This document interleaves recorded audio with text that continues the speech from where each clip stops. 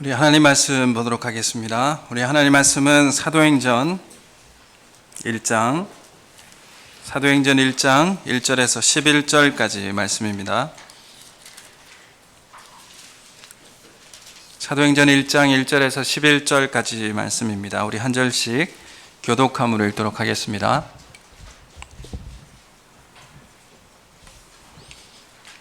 사도행전 1장 1절에서 11절까지 우리 한 절씩 교독함으로 읽겠습니다. 데오빌로여, 내가 먼저 쓴 글에는 무릇 예수께서 행하시며 가르치시기를 시작하신부터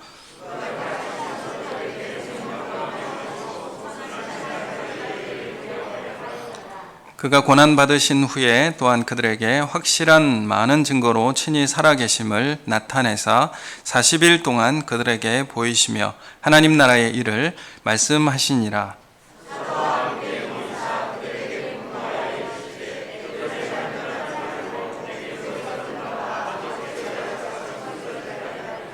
요한은 물로 세례를 베풀었으나 너희는 몇 날이 못되어 성령으로 세례를 받으리라 하셨느니라.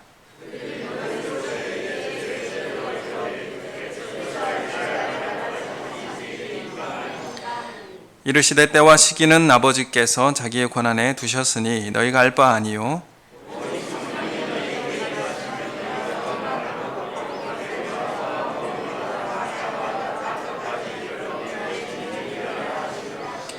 이 말씀을 마치시고 그들이 보는 데 올려져 가시니 구름이 그를 가리어 보이지 않게 하더라.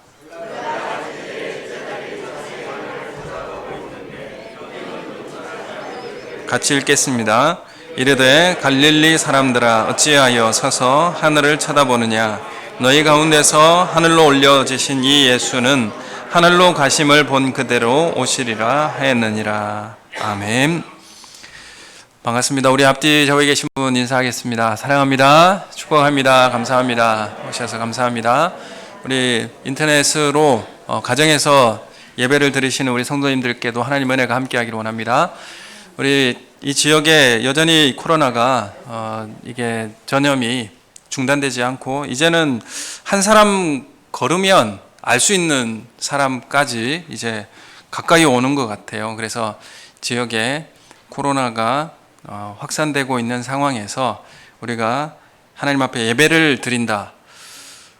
참 특별한 일이라고 생각합니다. 그래서 우리가 예배를 멈추지 않고 6.25 때도 예배를 멈추지 않았는데 우리가 예배를 멈추지 않고 하나님 앞에 하나님 임재를 사모하며 나오는 그 마음을 준비하시고 예배하시는 말세의 그 마지막까지 하나님 앞에 예배하는 모습으로 하나님 임재를 사모하는 모습으로 서기를 예수님의 이름으로 축원합니다.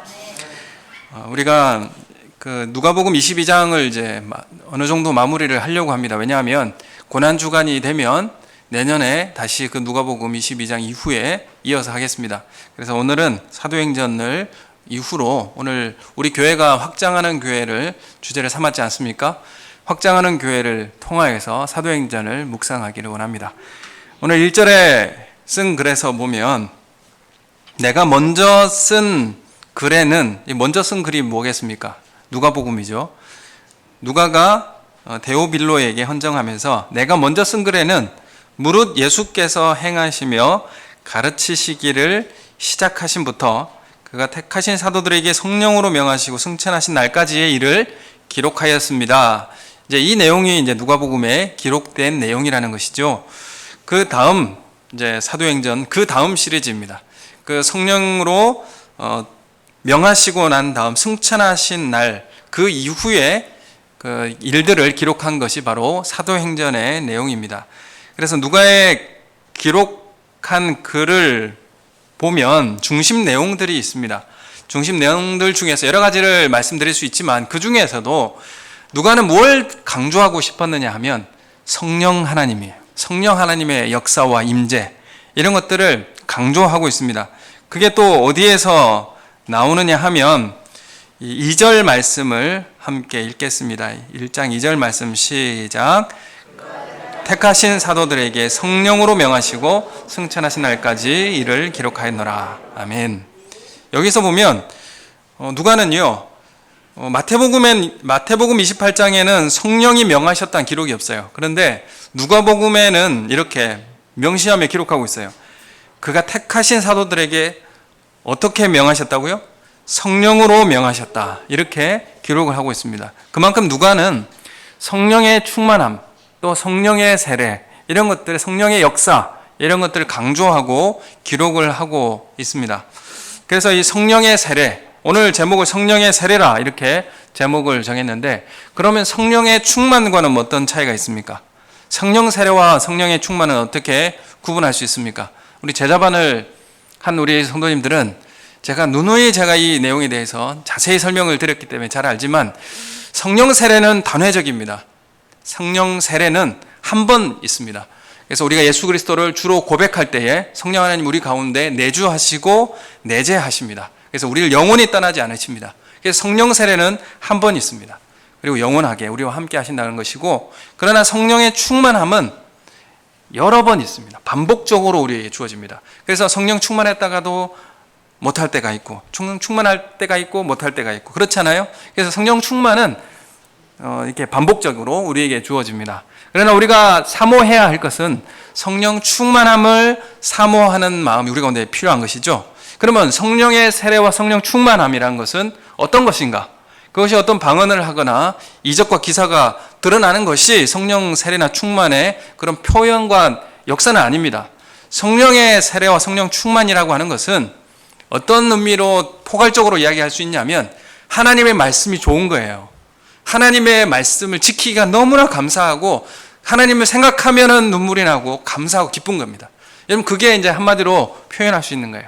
그래서 주님을 사모하는 마음, 그리고 하나님의 법을 지키고자 하는 마음이 우리 마음속에 영소숨 나고 하지 않고선 견딜 수 없는 마음이 생기는 그런 마음들이 성령의 충만함이에요. 그래서 교회는 성령 충만해야 한다, 이렇게 사도행전을 통하여서 누가는 말씀하고 있습니다. 우리의 교회 성도님들, 성령의 충만한 역사를 경험하시는 우리 성도님 되시기를 소원합니다. 여러분, 성령의 충만함 사모하십시오. 예수님도 성령의 충만함으로 말씀을 선포하셨고 기도하셨어요. 그래서 누가복음에 예수님이 기도하심과 말씀 전하심에 그 중심에 성령 충만함으로, 성령의 인도하심을 받아서 성령 충만함으로 사역하셨다, 이것들을 기록하고 있고, 그러면 똑같이 교회의 성도들도 예수님처럼 성령의 충만함을 받아서 그런 사역을 감당한다는 역사적 사실이 사도행전에 기록하고 있는 거예요. 예수님과 똑같이 기도하고 예수님이 기도하셨던 것처럼 성도들이 기도하고 있는 모습들이 사도행전에 나타납니다. 그래서 성령 충만은 기도와 말씀 외에는 우리에게 주어지지 않습니다. 여러분, 기대하시고 기도하시면서 사모하시고 성령의 임재와 또한 충만함을 사모하시는 우리 성도님들 되시길 소원합니다. 그래서 이게 좀 어렵게 느껴진다면 어떤 말로 표현할 수 있냐면, 하나님의 말씀에 지키고 하나님의 말씀을 따라 살기에 그렇게 감사한 마음, 기쁜 마음이 생기는 것이죠. 그래서 이것을 통치라, 이렇게 말씀드릴 수 있습니다. 하나님의 통치가 우리 가운데 실현된다. 그러니까 하나님의 통치의 말씀이 우리 가운데 선포되고 우리가 순종하면 하나님 통치가 우리 가운데 실현되는 거 아니겠습니까? 그것이 일어나는 게 성령의 충만함입니다. 그래서 우리 삶이 항상 하나님의 임재와 성령의 충만함 가운데서 행진하시는 우리 삶이 되기를 소원합니다.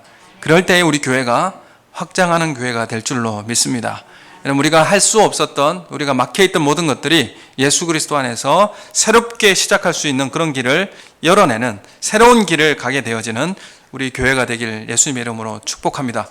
여러분, 우리 이 시대에 예배 드린다고 하는 것, 그리고 이 시대는 어떤 면으로 아무도 가보지 못한 그 길을 걸어가고 있다, 이렇게 생각하고 있습니다.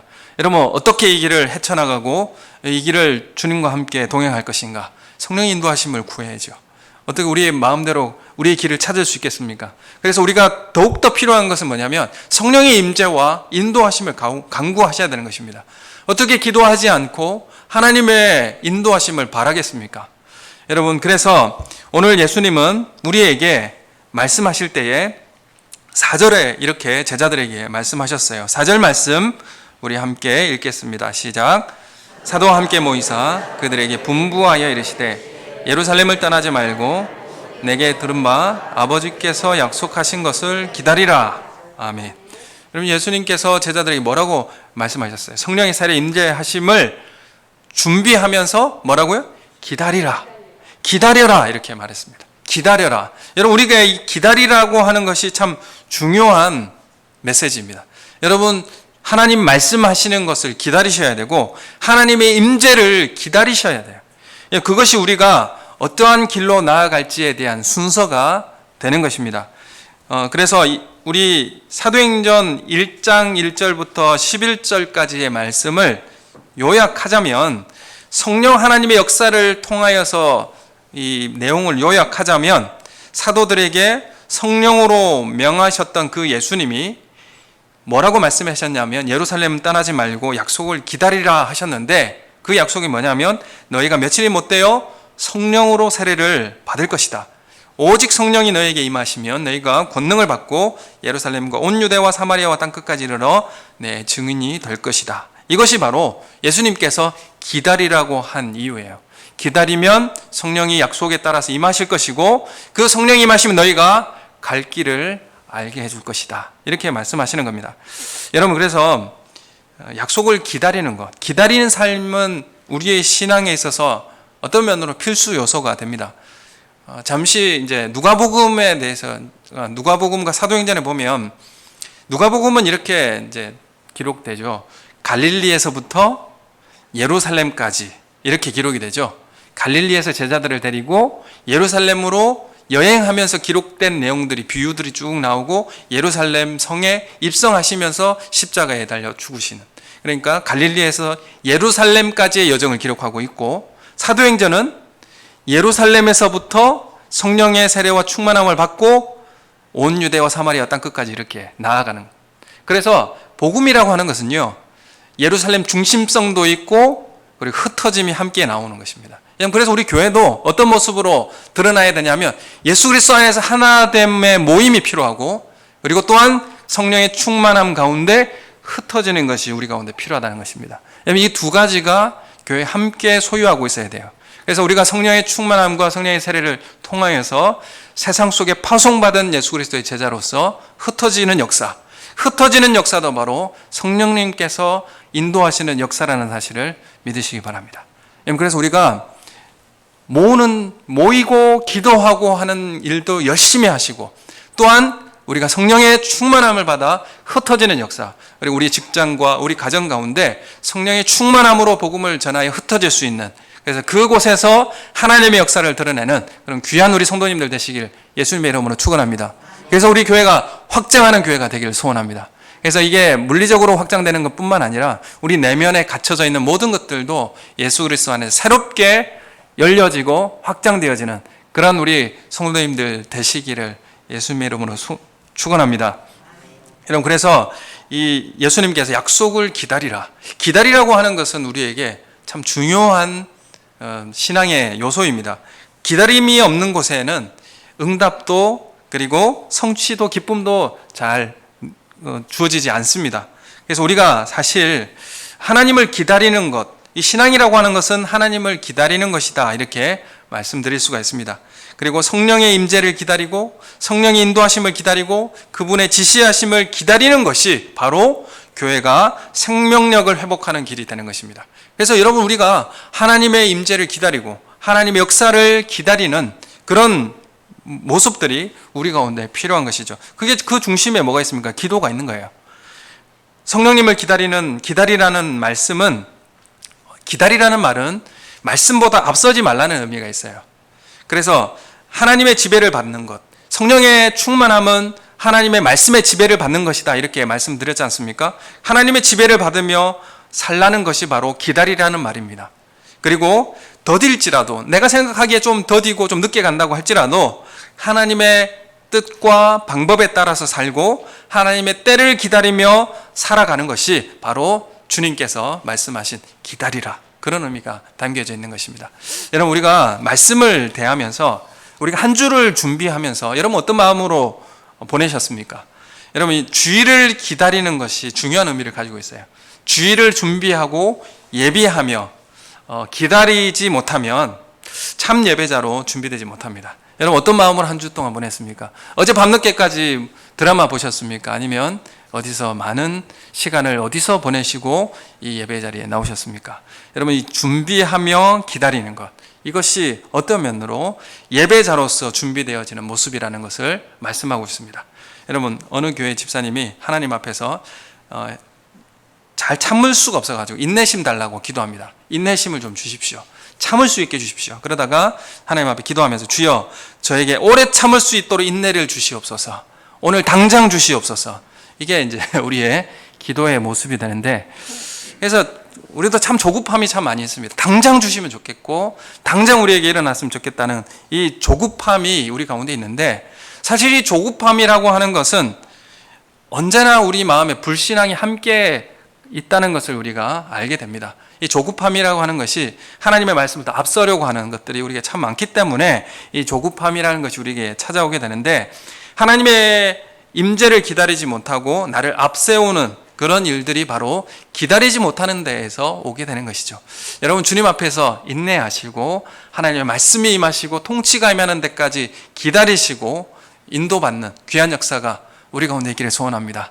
여러분, 내 뜻대로 살면 좀 빨리 되는 것 같고 좀 속이 시원한 것 같지만, 여러분, 더 큰 어려움이 우리 가운데 올 때가 참 많이 있습니다.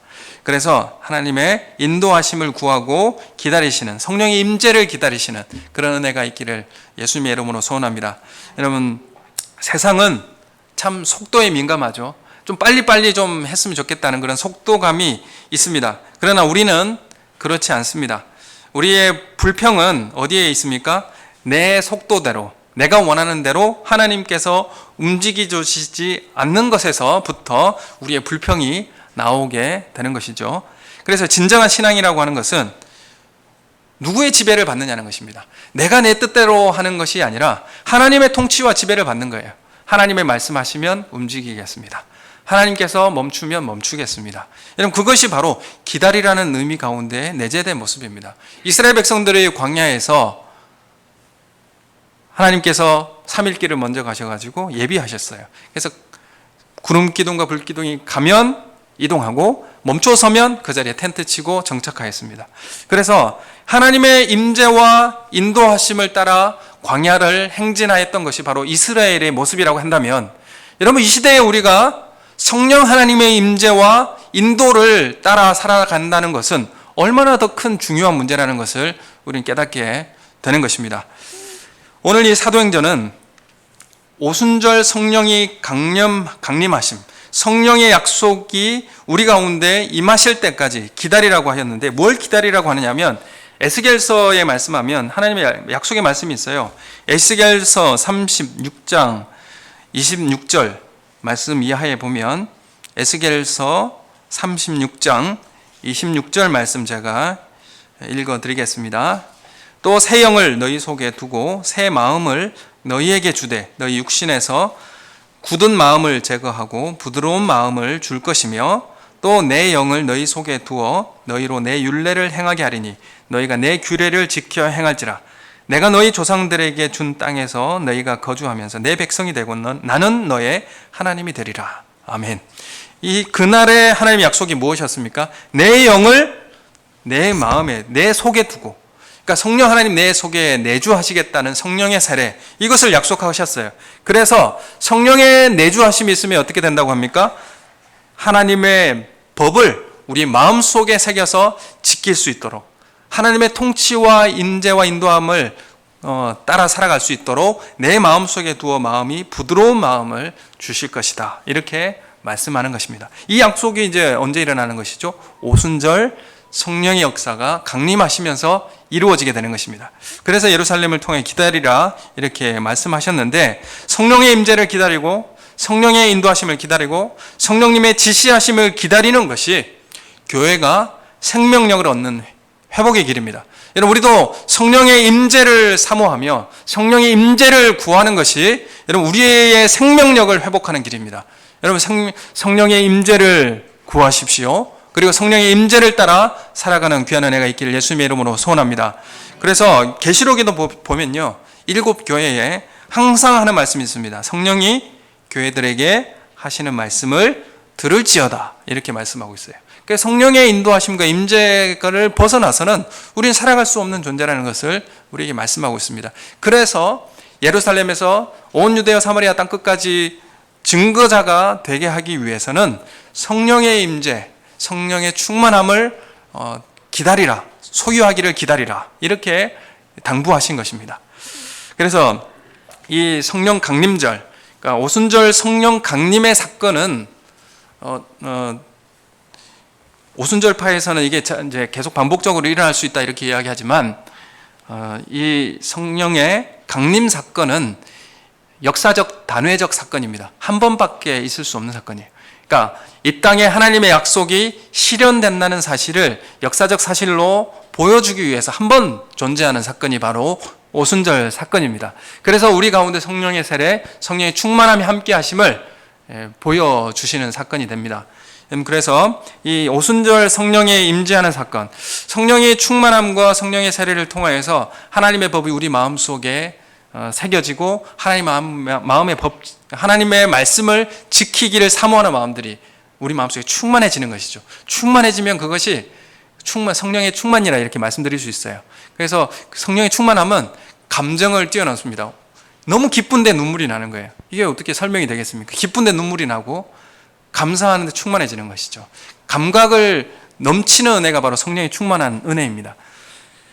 그런데 이 성령 강림 사건을 이 이스라엘의 3대 절기를 통해서 제가 좀 말씀을 드리고 싶은데, 이 오순절은 이스라엘의 3대 절기 중 한 절기입니다. 이스라엘의 3대 절기가 뭐죠? 좋을 수 있을 것 같아서 제가 질문을 좀 드립니다. 마음속으로 대답하셔도 됩니다. 이스라엘의 3대 절기가 뭐죠? 유월절, 그 다음에 칠칠절, 그 다음에 수장절 이렇게 말씀드릴 수 있어요. 칠칠절은 맥추절이라 이렇게 말씀드릴 수 있는데, 그래서 이스라엘은 이 3절기에는 반드시 예루살렘에 모여서 예배하고 감사하도록 명령하셨습니다. 그래서 온 이스라엘이 흩어졌지라도 이 3절기에는 항상 예루살렘에 모여서 제사하고 하나님 앞에 감사하는 절기였습니다. 6월절에 예수님께서 십자가의 어린 양의 이제 제물이 되셨죠. 그래서 6월절 그 날에 이스라엘의 첫 보리 수확이 일어납니다. 6월절에 첫 보리 수확이 일어나고, 그리고 50일이 지난 다음에 칠칠절, 그러니까 7주가 지난 77절에 그 맥추절이죠. 그날에 미리 추수가 됩니다. 미리 첫 추수가 되어서 하나님 앞에 제사를 드리는 날이 칠칠절이 되고요. 이 첫 수확을 통해서 이 미리 이만큼 첫 수확을 거둬지는 걸 통해서 앞으로 추수하는 그 수장절, 그러니까 많은 추수를 통하여서 곡식은 곡간에 드리고 쭉정이는 불에 던지는 그런 일들이 일어나는, 얼마나 많은 추수가 일어날지를 예측하는 거예요. 맥추절을 통해서 올해는 얼마나 많은 추수를 하나님께서 허락하시겠다라고 하는 것을 짐작하게 되는 것이죠. 이것을 영적으로 해석해 보면 맥추절은 오순절 성령의 강림 사건이 정확히 되고요. 그 성령의 강림을 통하여서 이제 온 열방에 영적 이스라엘의 추수가 일어날 것을 말씀하고 있고, 그 수장절은 이제 세상의 끝인 심판을 의미합니다. 알곡은 곡간 안에 드리고 쭉정이는 불에 살라지는 그 심판을 의미하는 내용인데, 그래서 많은 흩어져 있는 유대인들의 이 3대 절기 중 하나인 칠칠절을 지키기 위해서 예루살렘에 모였습니다. 예루살렘에 모였는데 그 운집해 있는 그 상황 가운데 성령 하나님께서 그 예루살렘에 임재하신 거예요. 강림하신 거예요. 놀라운 사건이 예루살렘에 일어나게 된 것입니다. 사실 오순절이라고 하는 칠칠절은 출애굽 사건 이후에, 그러니까 이스라엘 백성들이 출애굽을 하잖아요. 출애굽을 하고 홍해를 건넌 다음에 7주를 여행하고 나서 어디에 갑니까? 이스라엘이 시내산에 가죠. 그러니까 정확하게 시내산에서 하나님의 임재를 경험하고 하나님의 말씀을 받은 그 날과 맥추절과 오순절이 딱 맞는 기간이에요. 그래서 이런 의미하는 것들이 중첩적으로 나타나고 있어요. 그러니까 하나님께서 강림하셔서 이스라엘을 만나주시고 하나님의 말씀을 선포한 그 날이 오순절이에요. 그래서 성령의 강림을 받아 이제는 돌판에 율법을 주지 않고 우리 마음속에 하나님의 말씀을 기억하고 지킬 수 있도록 우리가 오늘 허락하신 그날이 성령 강림절이라는 것이죠. 그래서 이 신의 산에서 하나님의 임재 가운데 하나님의 백성으로 언약을 체결하고 제사장 나라요 거룩한 이스라엘 백성이 탄생하게 되었습니다. 이 이스라엘이라고 하는 그 나라가 탄생하는 것은 어디냐면 신의 산에서 이스라엘이라고 하는 나라가 탄생한 것입니다. 그래서 이 말은 이제 좀 어려운 말을 하니까 다들 이제 눈꺼풀이 이렇게 뜨고 닫는 데 있어서 좀 느려지시는군요. 좀 들을 수 있어야 됩니다. 이걸 이해하시고 들어야만이 성령의 역사와 임재가 우리 가운데 어떤 역할이 되는지를 잘 깨달을 수 있는 것입니다. 그래서 우리가 이전에 애굽의 종이었었어요. 애굽의 종이었는데 이제 하나님께서 신의 산에서 십계명의 말씀을 선포하면서 이제 너는 내 종이다, 내 것이다 이렇게 선언하는 것이 바로 신의 산에 언약을 체결하는 사건이에요. 이제 너는 내 종이야 라고 선언하는 것이 바로 신의 산의 언약의 체결의 사건입니다. 그래서 그 말씀을 주시고 하나님의 백성으로, 하나님의 백성인데 어떻게 살게 하느냐면 제사장 나라로 살게 하십니다. 이게 어떤 의미가 있을까요?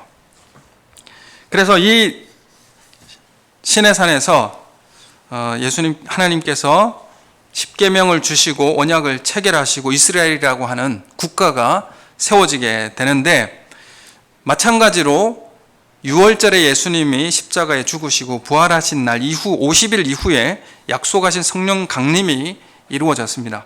그래서 이 맥추절이라고 하는 77절에 신약에서 오순절 성령 강림 사건으로 성취가 되는 것입니다.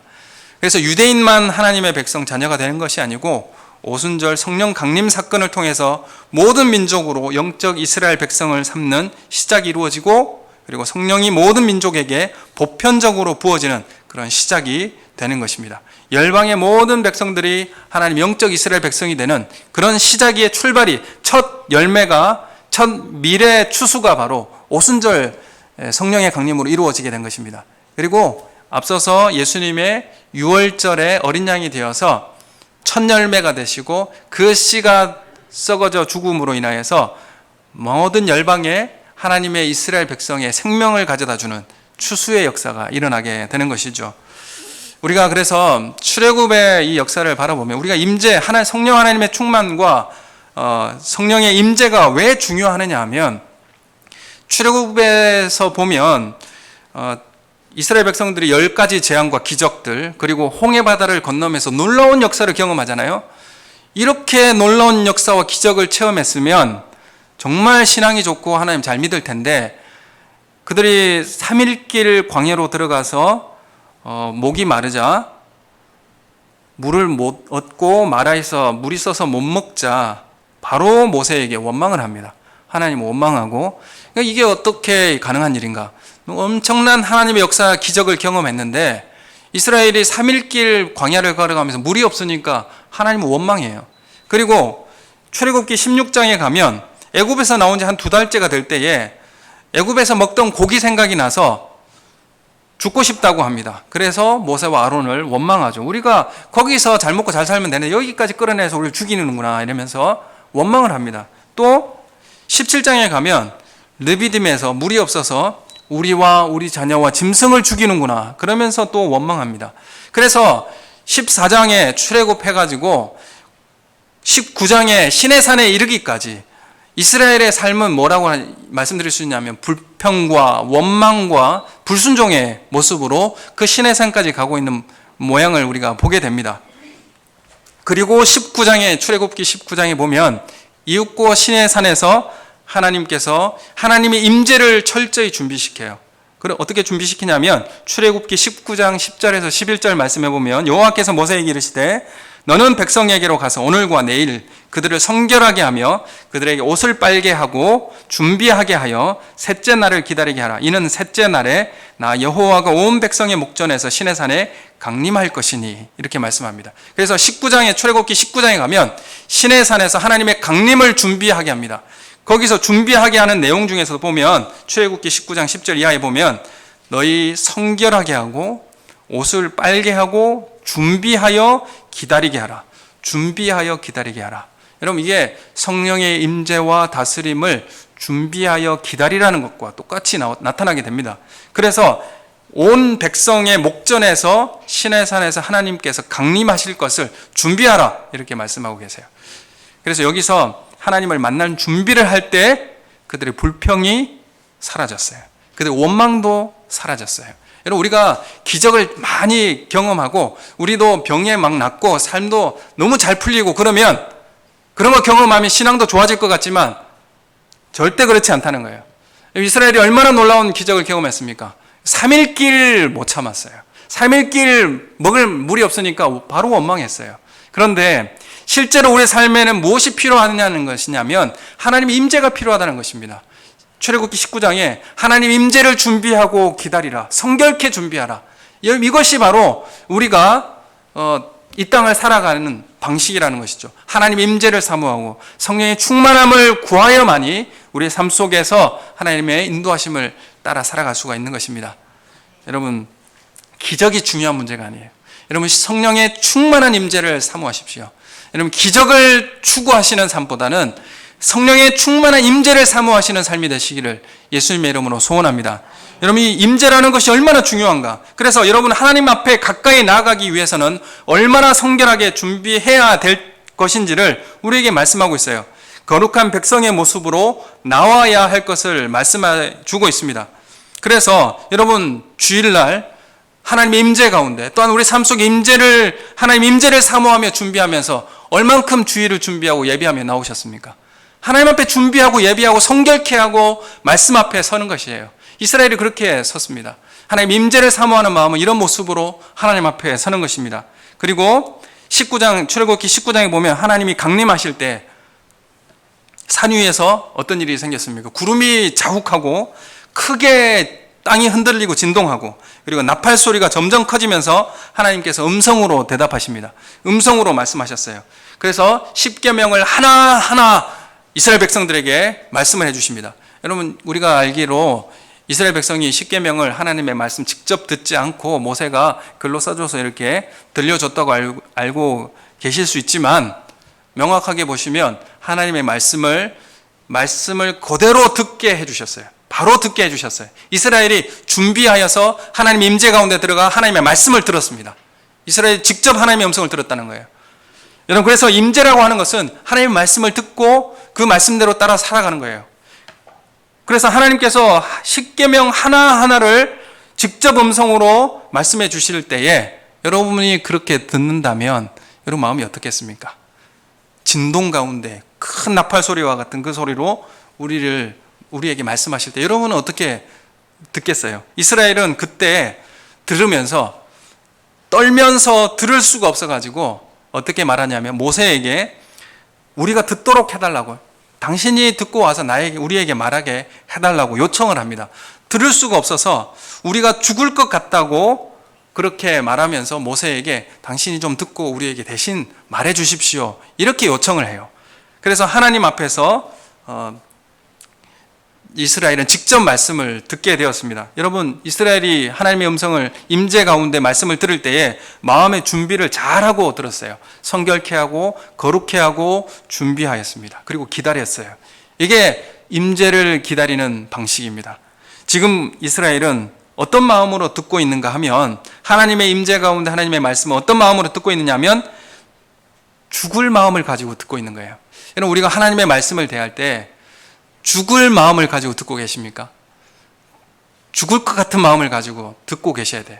하나님 임재 가운데 주님의 말씀을 그렇게 받는 모습으로 이스라엘은 서고 있는 것입니다. 예배 때나 주님을 만날 때 우리는 듣는 것이 중요한데 마음의 준비를 잘하고 들으셔야 합니다.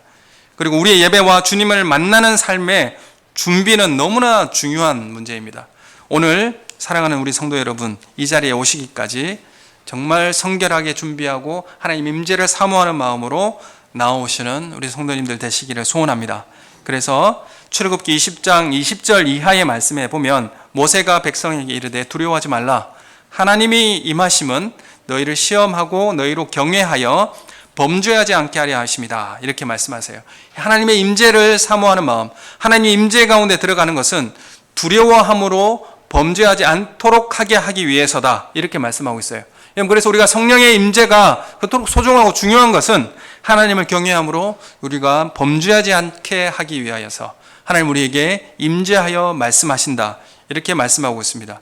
그래서 중요한 사건이 일어나는데 출애굽기 32장에 보면 하나님의 임재가 떠나고 난 다음 바로 어떤 사건이 일어나냐면 금송아지를 만드는 사건이 일어납니다. 그래서 하나님의 임재가 얼마나 중요한가. 하나님의 임재가 떠났을 때 이스라엘은 금송아지를 만드는 일이 일어나요. 여러분, 그래서 여러분이 성령의 임재와 성령의 충만함을 사모하지 않고 그 성령의 충만함을 떠나버리면 어떻게 됩니까? 금송아지가 들어와요. 여러분 마음속에 우상이 들어옵니다. 우리에게 하나님의 임재가 떠나가면 그 자리에 다른 것이 채워줄 수밖에 없어요. 그래서 하나님의 임재하심을 구하고 하나님의 말씀을 따라 살아가길 원하는 그런 성령의 충만함을 소유하시는 우리 성도님들 되시기를 소원합니다. 그래서 출애굽기 19장과 32장은 하나님의 임재, 성령의 충만함이 얼마나 우리에게 중요한가를 우리에게 말씀하고 있습니다. 그래서 이 하나님의 성령의 충만함을 받으면 하나님의 말씀을 따르고 지키기를 원하는 마음이 생기는데 출애굽기 19장 5절 이하의 말씀을 제가 읽어드리겠습니다. 출애굽기 19장 5절 이하의 말씀, 잘 알고 있는 내용인데 세계가 다 내게 속하였나니 너희가 내 말을 잘 듣고 내 언약을 지키면 너희는 모든 민족 중에서 내 소유가 되겠고 너희가 내게 대하여 제사장 나라가 되며 거룩한 백성이 되리라. 너는 이 말을 이스라엘 자손에게 전할지니라. 아멘. 이렇게 말씀하고 있죠. 그래서 하나님께서 율법의 말씀을 주시면서 세계가 다 내 것인데 너희가 이 말씀을 잘 지키면 너희는 모든 세상 민족 중에서 내 소유가 되고 너희는 나에 대해 제사장 나라가 되어서 거룩한 백성이 되게 하리라. 이렇게 말씀하시는데 여러분 이것은 어떤 의미로 우리가 받아야 되느냐 하면 하나님께서 세계가 다 내 거야. 그렇지만 너는 특별하게 내 소유로 삼아서 열방을 위해 죄를 사하여 주는 종으로 사용하겠다는 의미예요. 열방의 죄를 사하는 종으로, 그러니 제사장이 종이잖아요. 제사장으로 사용하겠다는 의미입니다. 도구로 사용하겠다는 의미예요. 그런데 이스라엘이 이걸 잘못 알아서 뭐라고 생각했냐면 우리는 선민이다. 나는 특별한 하나님의 백성이다. 그래서 어떻게 됩니까? 열방, 이방은 구별하고 개처럼 취급하는 거죠. 이게 우리의 모습에도 똑같이 나올 수 있는 거예요. 이 의미를 잘 생각하셔야 됩니다. 그래서 이 역할을 하나님의 열방의 죄를 사하는 제사장으로의 역할을 감당하기 위해서 이 말씀을 지키라. 이렇게 말씀한 거예요. 예를 들어 제가 말씀드리겠습니다. 희년법이라는 것을 아시죠? 율법 중에도 희년법이 있습니다. 희년법은 어떤 면으로 사회보장제도와 같은 거예요. 50년이 되면 토지를 원위치 하는 겁니다. 원소유대로 다 돌려주는 거예요. 그리고 종이 되었던 사람도 다 원위치 하는 겁니다. 자유의 몸이 되게 해줘요. 그리고 빚진 것도 다 탕감해 줍니다. 여러분 이런 나라가 있겠습니까? 요즘도 이런 나라 없죠? 이런 사회보장제도가 잘 돼 있다고 해도 이렇게 잘 된 나라는 없어요. 근데 그 당시에는 또 어떤 나라입니까? 하나님 법을 잘 지키고 순종하면 제사장 나라가 될 것이라고 했는데 이런 희년법만 봐도 이 희년법을 잘 지키면 어떻게 돼요? 이방 나라가 이스라엘 나라를 보면서 부러워하는 나라가 되죠. 어떻게 이런 나라가 있을 수 있느냐? 우리가 사회보장이 잘 되고 있는 그런 선진국을 바라보면서 저 나라에 가고 싶다. 저 나라처럼 되고 싶다. 이런 마음이 생기잖아요. 마찬가지예요. 우리가 하나님의 말씀을 잘 지키고 그대로 행하면요. 복받는 나라가 돼요. 그리고 복받는 나라가 되고 살기 좋은 나라가 되고 이방 나라가 이 나라를 이스라엘을 살고 싶은 나라로 이렇게 살고 싶다는 마음이 생기게 돼요. 그래서 열방을 구원하는 제사장 나라가 되는 거죠. 이렇게 쓰임받는 나라가 되게 하기 위해서 하나님은 이스라엘을 선택하셨다. 이렇게 말씀하고 계시는 거예요. 그래서 유대인들은 이걸 잘못 해석을 했죠. 이걸 특권으로 생각하고 사람을 이 법에 매여 살게 만들고 율법을 통해서 통제하고 억압하는 수단으로 삼았기 때문에 자신들을 특별한 존재, 선민이라 이렇게 여긴 것입니다. 그래서 이방은 자연스럽게 배척하고 그렇게 이제 지옥의 불쏘시개처럼 그렇게 생각하는 모습이 생긴 것이죠. 그러나 성령의 임재 가운데 우리 마음속에 하나님의 법이 깨달아지고 지켜지게 되고 그 마음 가운데 이웃의 제사장 직분을 우리가 갖게 되는 거예요. 너의 택한 족속이요 왕 같은 제사장이라 이렇게 말씀하시잖아요. 성령의 역사를 임재하심을 통해서 우리는 열방의 이웃에게 제사장 나라로 우리를 사용케 되는 거예요. 그 제사장은 마찬가지입니다.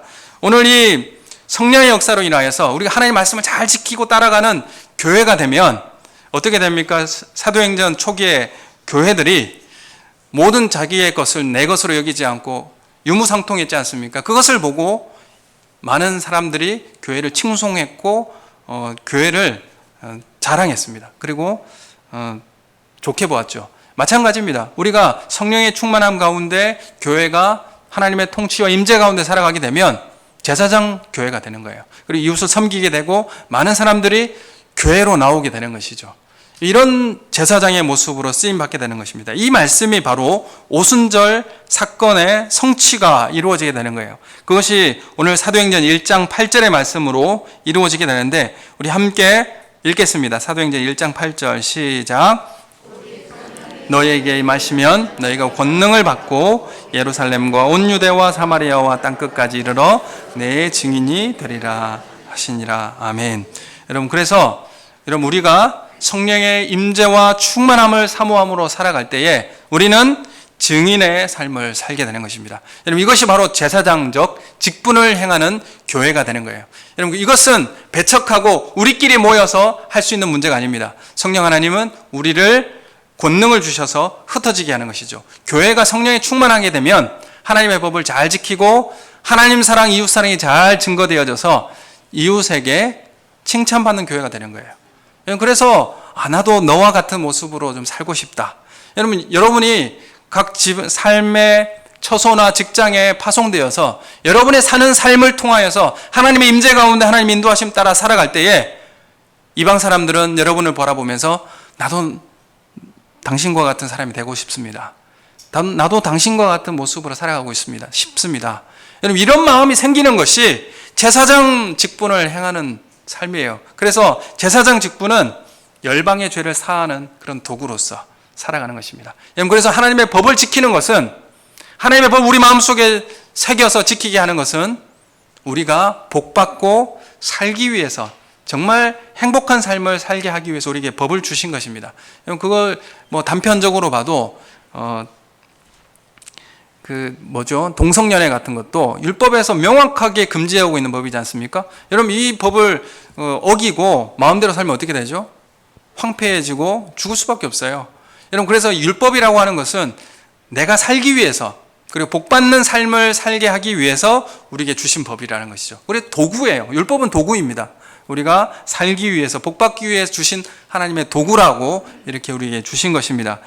성령이 우리 가운데 임재하셔서 하나님의 말씀을 우리 삶 속에 실천하고 통치와 다스림 가운데 들어가게 되면 강력한 증인의 삶을 살 수밖에 없게 됩니다. 여러분, 이 시대에 여러분 빛과 소금으로, 정말 이전에는 교회 다니는 사람은 정직성은 인정해 줬습니다. 교회 다니시구나. 그러면 정직성은 교회 때문에 인정해 줬어요. 근데 요즘엔 인정해 주나요? 여러분, 시대가 그만큼 우리가 증인의 삶을 살지 못하는 시대에 우리가 살고 있다고 생각합니다. 여러분, 정말 하나님의 말씀의 임재와 통치를 받는 삶이 되면 정말 이방의 사람들의 칭송을 받는 그런 삶을 살게 됩니다. 그리고 강력한 증인의 삶을 살게 됩니다. 사도행전은 성령에 충만하여 박해 속에서도 담대히 복음을 증거하는 그런 모습으로 세워져 있습니다. 이 증인이라고 하는 것은 순교자라고 하는 어원에서 나온 것입니다. 순교, 죽음과 함께 증인이 되는 것입니다. 죽음을 감당하며 증인의 삶을 살게 되는 것이죠. 여러분, 우리가 성령 충만함을 사모해야 할 이유가 여러 가지를 말씀드렸습니다. 성령 충만은 우리를 통하여서 내 안에 알고 싶은 사람, 나하고 편한 사람만의 이 관계성을 가지고 모여있는 이 안정성을 깨트려서 흩어지는 역사를 하시는 역사가 바로 성령 하나님의 역사입니다. 그래서 우리가 성령의 충만함을 소유하여서 우리 이웃과 우리 삶 속에 증인의 삶을 살아내고 정말 하나님의 통치를 우리 삶 속에 임재를 기다리는 그런 은혜가 우리 교회 가운데 있기를 소원합니다. 여러분, 하나님의 임재를 사모하셔서 예배를 준비하시고 기도의 자리에 나오셔서 성령 충만함으로 이 땅에 파송받는 그리스도의 제자로 살아가시는 우리 교회와 성도님 되시기를 예수님의 이름으로 축원합니다. 우리 함께 기도하겠습니다. 우리로 성령 하나님 임하여 주시고 하나님 임재를 사모하는 마음을 주시어서 하나님의 통치를 사모함으로 하나님 인도하심을 받게 하여 주시고 주님의 음성을 듣기를 기다리게 하여 주시옵소서. 하나님 우리를 인도하여 주시옵소서. 함께 기도하겠습니다.